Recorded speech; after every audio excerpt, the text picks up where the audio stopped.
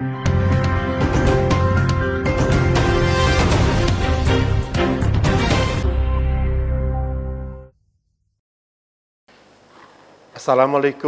warahmatullahi wabarakatuh. Sekretariat Gugus Tugas Percepatan Penanggulangan COVID-19 Provinsi Kepulauan Riau pada hari ini melaporkan sebagai berikut.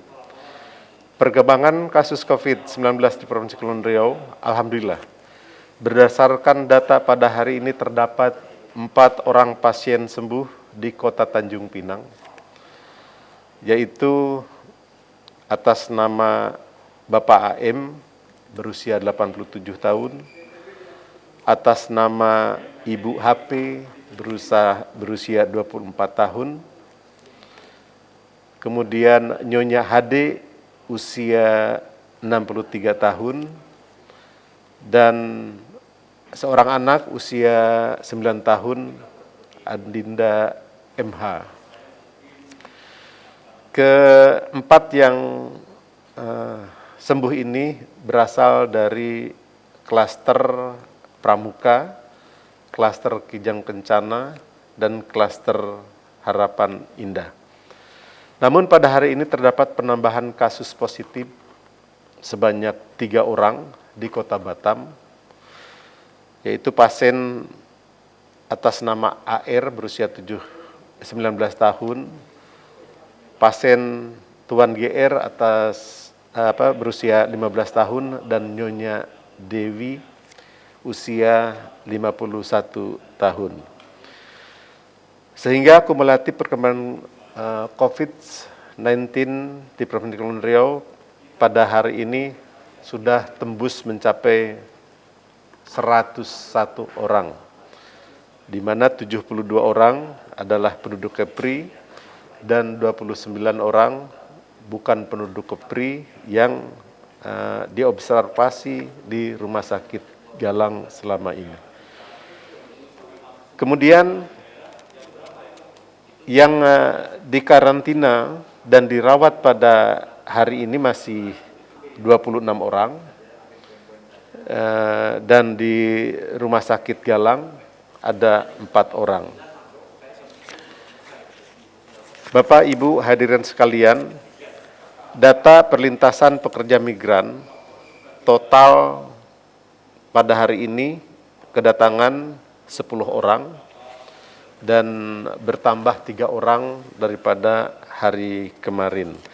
Sehingga periode 1 Mei 2020 sampai periode 7 Mei 2020 berjumlah 129 orang.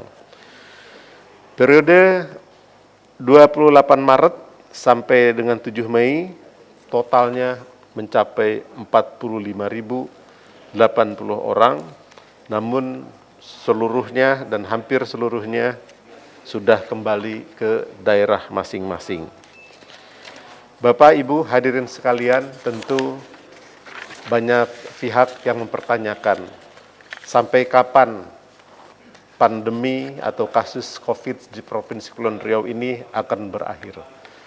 Tentu yang mampu menjawab adalah kita semua. Sampai kapan kemampuan kita untuk bertahan di rumah? Sampai kapan kita mau menggunakan masker jika keluar rumah? Sampai kapan kita untuk selalu mencuci tangan dengan sabun?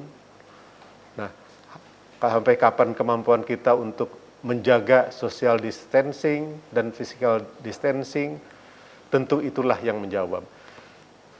Masih banyak penjual di pasar kita yang tidak menggunakan masker. Masker ini sebetulnya bertujuan bukan untuk melindungi diri kita sendiri. Saya ingatkan kembali, masker ini bukan hanya untuk melindungi diri kita sendiri, tapi justru masker ini juga adalah untuk melindungi orang lain dari cipratan droplets yang keluar dari mulut kita. Jika di mulut kita ada virus, tentu mulut kita lah yang akan menularkan kepada banyak orang lain.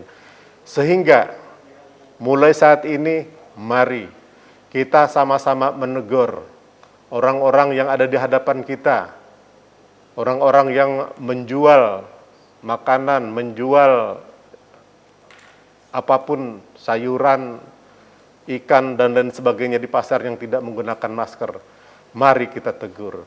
Dan kita juga harus mau menegur siapapun yang masuk pasar, fasilitas umum yang tidak menggunakan masker. Sampai kapan kita mau mendiamkan mereka? Kalau kita tidak akan merubah, maka pandemi COVID di Kepri akan terus bergerak tanpa ada ujungnya. Untuk itu, marilah mulai saat ini gugus tugas percepatan penanggulangan COVID-19 di Provinsi Kepulauan Riau mengajak Bapak, Ibu, saudara-saudara sekalian untuk sama-sama kita melawan COVID-19 dengan cara apa? Dengan cara satu, stay at home. Kedua, sering-sering mencuci tangan. Mengapa sering mencuci tangan?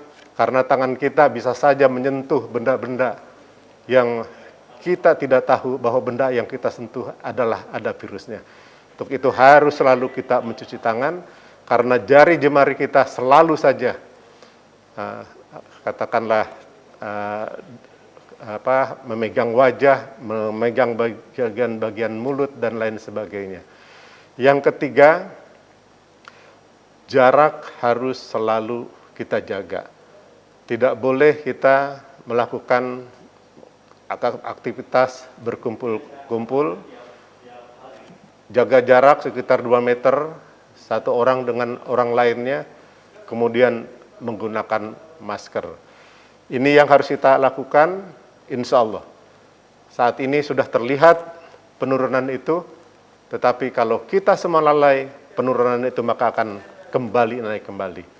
Saya kira itu yang dapat kami sampaikan. Terima kasih atas perhatian.